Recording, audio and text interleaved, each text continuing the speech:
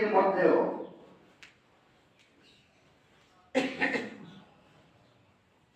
আমাদের দেশে যে পরিমাণ মাহফিল হচ্ছে, অনেক জায়গায় মাহফিল বন্ধ করে দেওয়া হচ্ছে, কিন্তু আমি এর কারণ বুঝি না। বাংলাদেশে কোন হাট, গরুর হাট বন্ধ হয়েছে? ছাগলের হাট? কোন বাজার? অফিস, আদালত, কল কারখানা, হাট বাজার সবকিছু চলছে। হাট বাজারে মানুষ এক গ্রামের আসে না বিভিন্ন গ্রামের আসে? বিভিন্ন গ্রামের আসে। আর মাহফিল গুলোতে আমাদের দেশে মাহফিলের সংখ্যা বেশি হওয়ার কারণে সাধারণত যে এলাকায় মাহফিল হয় ওই এলাকার লোকজনই আসে। কি কথা ঠিক না? এরপরে মাহফিল গুলো অনেক জায়গায় বন্ধ করে দেওয়া হচ্ছে বিভিন্ন অজুহাতে, বিশেষ করে করোনার অজুহাতে। আমি অজুহাতটা যথার্থতা খুঁজে পাই না।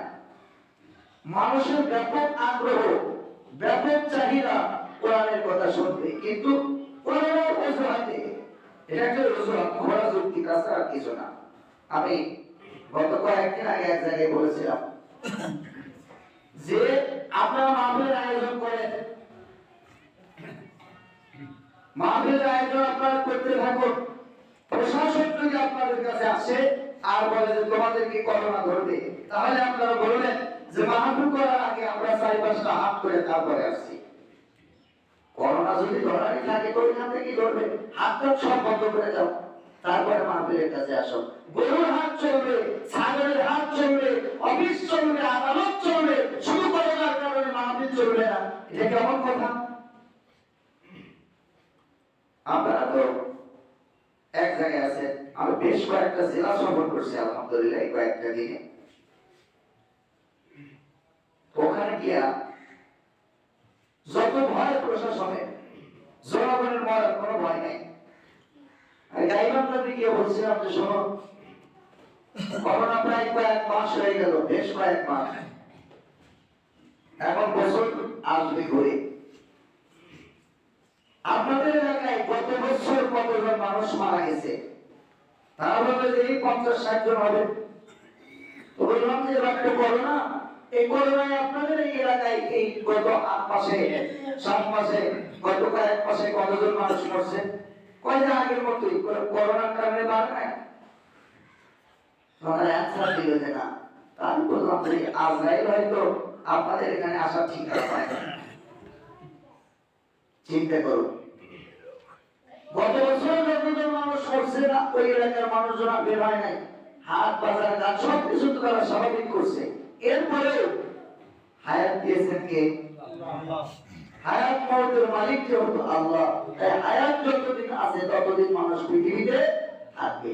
অসুখ বিসুখ থেকে আমাদের সতর্ক অবশ্যই থাকতে হবে, কিন্তু এই সতর্কতা যেন আমার ঈমানের ঊর্ধ্বে না ওঠে। এই সতর্কতা করতে গিয়ে আমি যেন ইসলাম ব্যবহার করে না ফেলি, আমার ঈমানের উপর দিয়ে যেন না ওঠে এই সতর্কতা।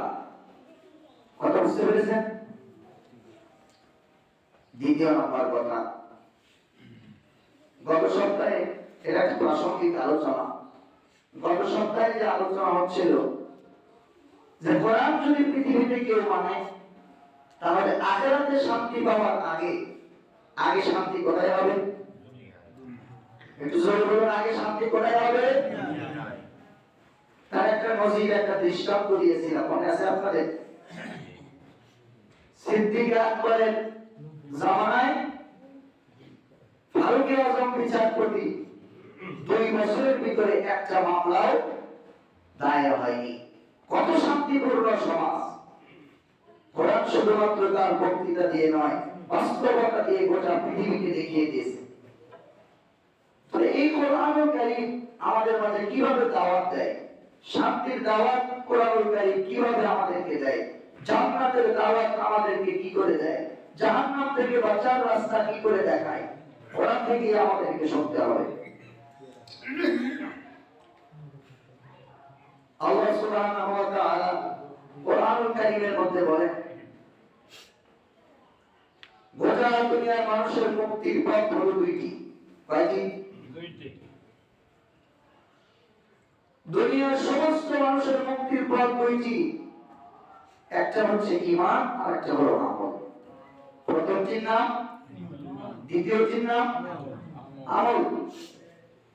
আল্লাহ তাআলা বলেছেন ইন্নাল্লাযীনা আমানু, নিশ্চয়ই যারা ঈমান আনয়ন করেছে, ওয়া আমিলুস সালিহাত, এবং যারা সৎ কর্ম করেছে, কানাত লাহুম জান্নাতুল ফিরদাউসি নুজুলা, আমি আল্লাহ তাআলা ঈমানদার সৎ কর্মশীল বান্দাদেরকে আখিরাতে জান্নাতের ফয়সালা করে দেব। এই দুইটি কাজ ব্যতি রেখে, এই দুইটি পথ ব্যতি রেখে মানুষের এই পৃথিবী থেকে চির শান্তির পথ খোঁজা কেবলই বাগাড়ম্বর হবে, কেবলই তাদের কাছে একটা ধর্মজাল সৃষ্টি করবে। ঈমান এবং সৎকর্মের পথ যদি মানুষ না ধরে, তাহলে দুনিয়ার সৎকর্ম থাকে না। দুনিয়ার সৎকর্ম থাকে না। একটা উদাহরণ দিই আপনাদের। কিয়ামতের ময়দানে আল্লাহ সুবহানাহু ওয়া তাআলা কাফের, বেঈমান, ঈমানদার সমস্ত মানুষের আমলনামা ওজন করবেন দুইবার। কয়বার ওজন করবেন? প্রথমবার মুসলিম এবং অমুসলিম সকল মানুষের আমলনামায় ঈমান আনয়ন করার সওয়াব এক পাল্লায় উঠিয়ে দেওয়া হবে, আর মুসলমানের সারা জিন্দেগীর গুনাহ অপর পাল্লায় উঠিয়ে দেওয়া হবে। তো প্রথমবার যখন ঈমান মাপা হবে, ওই সময় দেখা যাবে সত্যিকারের অর্থে যারা ঈমানদার, তাদের জীবনের সমস্ত গুনাহ, সমস্ত পাপ, সমস্ত অন্যায়, সমস্ত পাপাচার যে পাল্লায় দেওয়া হয়েছে, ওই পাল্লাটা হালকা হয়ে গেছে, ঈমানের পাল্লা ভাই। সুবহানাল্লাহ। এদের আমলনামার মধ্যে লেখা থাকবে, তোমরা চিরকালের জন্য জাহান্নামী হও। চিরকালের জন্য কি নাও? তার মানে এখন দ্বিতীয়বার নিজের জীবনের আমল মাপা হবে। আমার আপনার জীবনের সৎ কাজ, অসৎ কাজ মাপা হবে। এবার যখন কাফের এবং বেঈমান, মুশরিক, অমুসলিম, তাদের আমলনামা ওজন করা হবে প্রথমবার। আমলনামায় ঈমান না আনার অপরাধ এক পাল্লায় রাখা হবে, আর তাদের জীবনের সমস্ত ভালো কাজ, তাদের জীবনের সমস্ত দান, তাদের জীবনের সমস্ত সদকা, সমস্ত ভালো কাজকে অপর পাল্লায় রাখা হবে। কিন্তু ঈমান না আনার অপরাধ এত বড় হবে, ঈমান না আনার পাপ এত বড় হবে, সমস্ত সওয়াবের পাল্লাটা কিয়ামতের ময়দানে সওয়াবের যে পাল্লাটা রাখা হবে, কাফের বেঈমানের, এটা মুসলমানের না, কাফের বেঈমানের সওয়াবের পাল্লা, ভালো কাজের পাল্লা যেটা রাখা হবে এক পাল্লায়, আর ঈমান না আনার অপরাধ, ঈমান না আনার পাপ অপর পাল্লায় রাখা হবে। দেখা যাবে যে ঈমান না আনার পাপের পাল্লা ভারী হয়ে গেছে, আর সওয়াবের পাল্লা হালকা হয়ে গেছে। আল্লাহ পাক তাদের জন্য কোরআনুল কারীমে বলেন, ফালা নুকিমু লাহুম ইয়াওমাল কিয়ামাতি ওয়াজনা। ঈমান না আনার অপরাধে যারা অপরাধী, আমি আল্লাহ ওদের জিন্দেগির ভালো আর মন্দ মাপার জন্য মিজানের পাল্লাই খাড়া করব না। ওদের যে আমি আল্লাহর কাছে কোনো দাম নাই, ওদের ভালো কাজের কোনো মূল্য আমি আল্লাহর কাছে নাই। আমি পরিমাপ করে দেখব না তোর ভালো কাজ কতটুকু। ফালা নুকিমু লাহুম ইয়াওমাল কিয়ামাতি ওয়াজনা। কাফের বেঈমানের জন্য মিজানের পাল্লায় নেকি বা ওজনের কোনো প্রশ্নই নাই, তার মধ্যে কি নাই? ঈমান নাই। এজন্য কোরআনুল কারীম সর্বপ্রথম ঈমানের দাওয়াত দিয়েছে, বিশ্বাসের দাওয়াত দিয়েছে। ঈমান সংক্ষিপ্ত আলোচনায় হাদিসের একটি উদ্ধৃতি দিয়ে ঈমানের আলোচনা আমি আপনাদের মাঝে শুরু করছি। আজ আমাদের দেশে ঈমান এবং ইসলামের সংজ্ঞা একটু ভিন্ন হয়ে গেছে। মুসলিম উম্মতের সংজ্ঞা একটু ভিন্ন হয়ে গেছে, যার কারণে একটু নতুন নতুন মনে হলো কথা সঠিক। কি আমরা সাধারণত মনে করি যে মুসলিম একটি পরিবারে জন্মগ্রহণ করলে একজন মানুষ মুসলিম হয়, মুসলমান হয়। দুই ঈদের নামাজ সামনে পড়তে গেলে একজন মানুষ মুসলিম হয়, এটা মুসলমানের পরিচয়। কোরবানি গরু জবাই দিলে একজন মানুষ মুসলিম হয়, কারণ এটা ইসলামের একটা কাজ, এটা আমরা মনে করতে পারি। কিন্তু নবী করিম সাল্লাল্লাহু আলাইহি ওয়াসাল্লাম একটু ভিন্ন ভাবে বলছেন। মুসলিম শরীফের হাদিস শোনাচ্ছি আপনাদের। নবী করিম সাল্লাল্লাহু আলাইহি ওয়াসাল্লাম বলেন, আল ঈমানু বিদ'un ওয়া সাব'ুনা শু'বাতান ওয়া ফি রিওয়ায়াতিন আল ঈমানু বিদ'un ওয়া সিত্তুনা শু'বাতান আ'যামুহা কাওলু লা ইলাহা ইল্লাল্লাহ ওয়া আদনাহা ইমাতাতুল আযা আনিত তরিক। নবীজি বলেন, ঈমানের 70 এর উপরে শাখা প্রশাখা আছে। কয়টার উপরে? আরো জোরে বলেন, কয়টার উপরে? 70 এর উপরে ঈমানের শাখা এবং প্রশাখা আছে। সর্বপ্রথম যে আল্লাহর পয়গম্বর বলেন, আ'যামুহা, সর্বপ্রথম কাওলু লা ইলাহা ইল্লাল্লাহ, লা ইলাহা ইল্লাল্লাহ মুহাম্মাদুর রাসূলুল্লাহ। এই কালেমায় বিশ্বাস করা ঈমানের মূল। কালেমায় বিশ্বাস করা কিসের মূল? 70 এর উপরে কত? 100 না 500? সেটা নিয়ে পরে আসছে। নবীজি বলেন, সর্বশেষ ঈমানের শাখা যেটি, সেটা হলো ওয়াইমানাতুল আযা আনিত তরিক, রাস্তা থেকে কষ্টদায়ক জিনিস সরায় ফেলাও ঈমানের অঙ্গ। জয় সুবহানাল্লাহ। এজন্য একজন ঈমানদার কখনো তার অন্যায় করবে কল্পনা করা যায় না। একজন ঈমানদার কোনো দুর্নীতির সাথে সম্পৃক্ত থাকবে কল্পনা করা যায় না। কারণ রাস্তা থেকে তারা সরিয়ে দেওয়া ঈমানের অঙ্গ হয়ে একজন মুসলিম, একজন ঈমানদার কি করে লাভবান হতে পারে, একজন ঈমানদার কি করে গুনাহ করতে পারে, একজন ঈমানদার কি করে অবাধ্য হতে পারে, একজন ঈমানদার কি করে আল্লাহর পয়গম্বরের বিরুদ্ধাচরণ করতে পারে। চিন্তা করুন। ওয়াদানাহা ইমাতাতুল আযা আনিত তরিক, আল্লাহর পয়গম্বর, মুসলিম শরীফ হাদিস, আল্লাহর পয়গম্বর বলেন, দেখো, ওয়াদানাহা ইমাতাতুল আযা আনিত তরিক, রাস্তা থেকে কষ্টদায়ক জিনিস সরিয়ে ফেলাটাও ঈমানের অঙ্গ। 70 এর উপরে কতটা? ইবনে আরবি, ইমাম গাজ্জালি, আশরাফ আলী থানভী রাহিমাহুল্লাহ, তাদের মতো বড় বড় বিদ্বান যারা আছেন, হাদিসের পণ্ডিত, তারা গবেষণা করেছেন। গবেষণা করে ফুলুল ঈমান নামক কিতাবের মধ্যে সাকিবুল উম্মাহ আশরাফ আলী থানভী রাহমাতুল্লাহ আলাইহি বলেন, হাদিস এবং কোরআন মন্থন করে ঈমানের শাখা প্রশাখা আমরা পেয়েছি ৭৭টি। কয়টি? ৭৭টি। তাহলে ঈমানের ৭০ এর উপরে শাখা আছে। সংখ্যা কত? ৭৭। ৭০ এর উপরে ঈমানের সংখ্যা আছে, ঈমানের শাখা প্রশাখা আছে। সংখ্যা কত? এটা মনে রাখেন, সংখ্যা কত? ৭৭। আবার বলুন, ৭৭। আবার বলুন, ৭৭। মুখস্থ রাখবেন। এর মধ্যে প্রধানতম স্তম্ভের নাম হলো লা ইলাহা ইল্লাল্লাহ, আর সর্বশেষটা কষ্টদায়ক জিনিস রাস্তা থেকে। এর মাঝখানে আর কতটা থাকলো? ৭৫টি। আরো কয়টি আছে? এই ৭৫টি ৫টাও কি আমরা ভালো করে জানি? না। এখন যদি বলেন যে ৭৭টা শিখবো কবে, আমি আপনাকে বলি যে মানুষ কোন জিনিস শিখার দুনিয়াতে আসে। বলতে পারেন ৭৭টা আমি শিখবো কখন, সময় কখন? আমি বলি যে কোন জিনিসের জন্য মানুষের সময় হয়। যারা আর্মিতে চাকরি করে, চাকরির জন্য লাইন করে থাকে, তাই না? টাকা পয়সা দিয়ে হলেও চাকরি আমার চাই, কারণ সরকারি একটা চাকরি সোনার হরিণ, কত কষ্ট করে। এখন টাকা পয়সা দিয়ে চাকরি যদি আপনি সরকারি হয়, তাহলে আপনাকে বসে বসে বেতন দেবে না? বসে বসে বেতন দিবে না। কোন কাজ যদি না থাকে, বলবে যে 3 মাইল দৌড়াদৌড়ি করো। কথা ঠিক না? ঠিক। তো কোন কাজটা দুনিয়াতে সহজ হয়?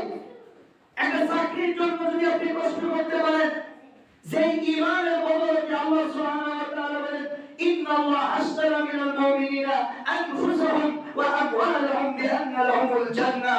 আমি আল্লাহ ঈমানের জান মালকে খরিদ করে নিয়েছি। বলে কিসের বিনিময়ে? যে আপনারা বলেন একজন ঈমানদারের ঈমানের বিনিময়ে আমি আল্লাহ তাআলা আখিরাতে 10টা দুনিয়ার সময় একটা জান্নাত দান করে দিয়েছি। সুবহানাল্লাহ।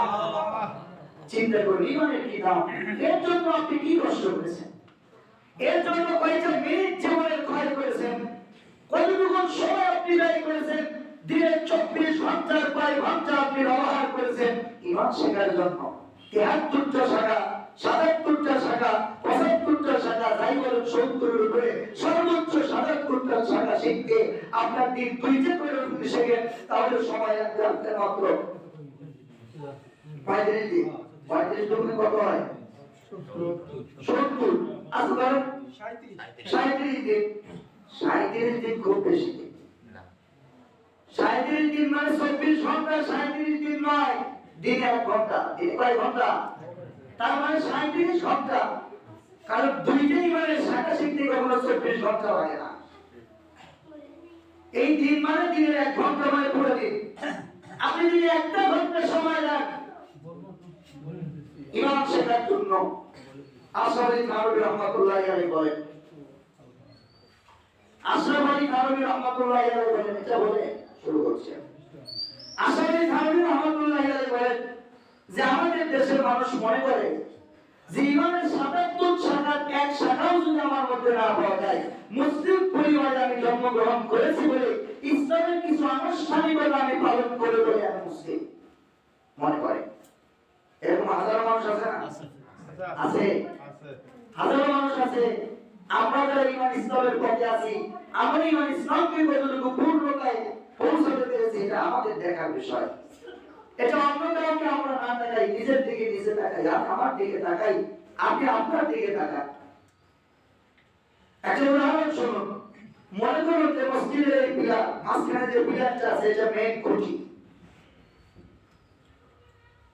আর ৭৬টা শাখার উপরে ইমাম নামক বিল্ডিংটা দাঁড়িয়ে আছে, কিন্তু শুধুমাত্র খুঁটিটা আছে, আর একটা কলামও নাই,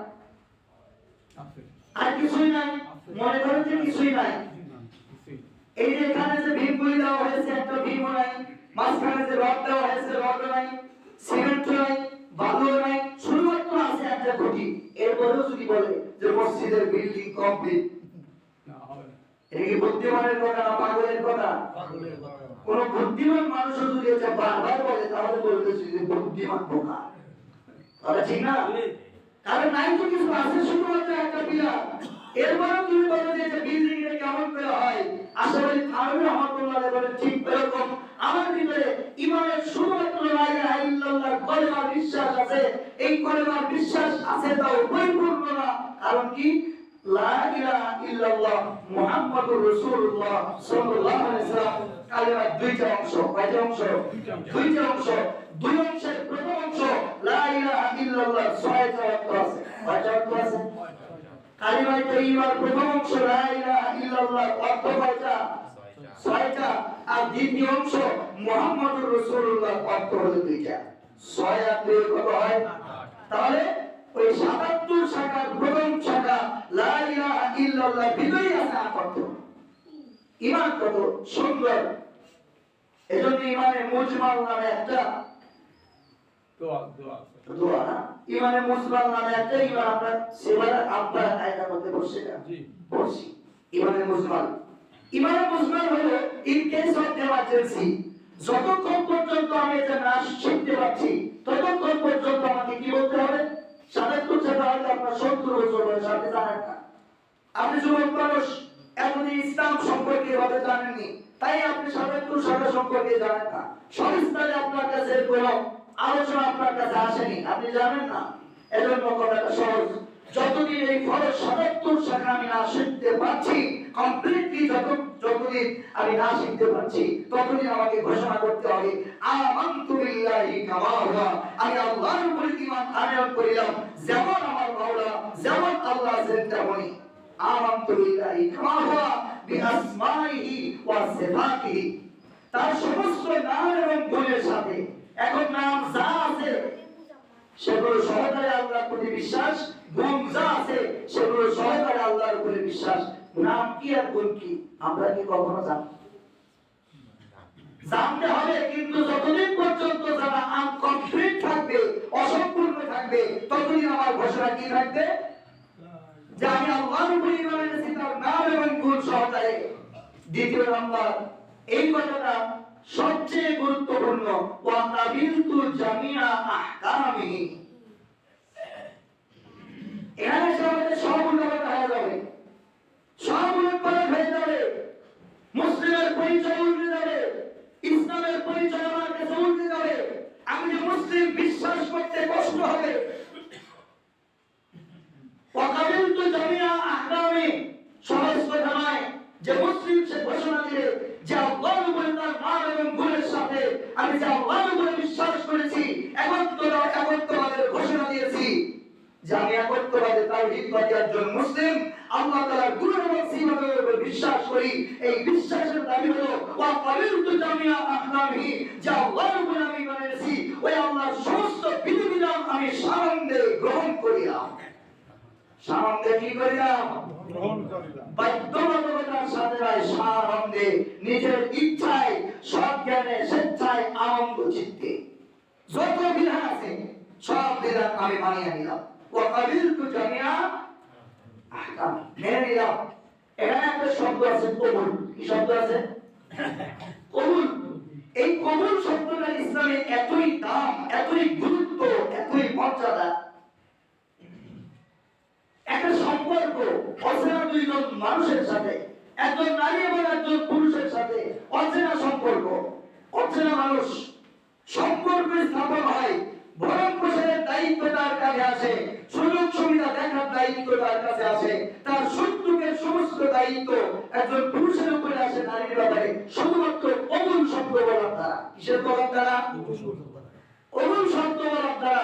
কবুল যখন আপনি বললেন, এরপরে আপনার এখতিয়ার না, আপনি চাইলেই স্ত্রীকে অত্যাচার করবেন, চাইলেই তার সাথে যেমন তেমন ব্যবহার করবেন না, বরং একটা বিধিনিষেধের মধ্যে আপনি কবুল বলার দ্বারা যেরকম আটকে গেলেন, ঠিক সেরকম ভাবে আল্লাহর উপর ঈমান আনয়ন করার পর যখন আপনি বললেন ওয়া ক্বাবিলতু জামিআ আহকামিহি, আমি আল্লাহর সমস্ত বিধানকে কবুল করলাম, এরপর থেকে আপনি আপনার জীবনের সমস্ত কর্ম নিজের ইচ্ছা অনুযায়ী আদায় করতে পারবেন না, পরিচালনা করতে পারবেন না। যাকে মেনে নিয়েছেন, যাকে কবুল করে নিয়েছেন, ওই আল্লাহর সন্তুষ্টিকে সামনে রেখে এই সমস্ত কাজ করা লাগবে। ঠিক কথা ভাই, ঠিক কথা ভাই কি?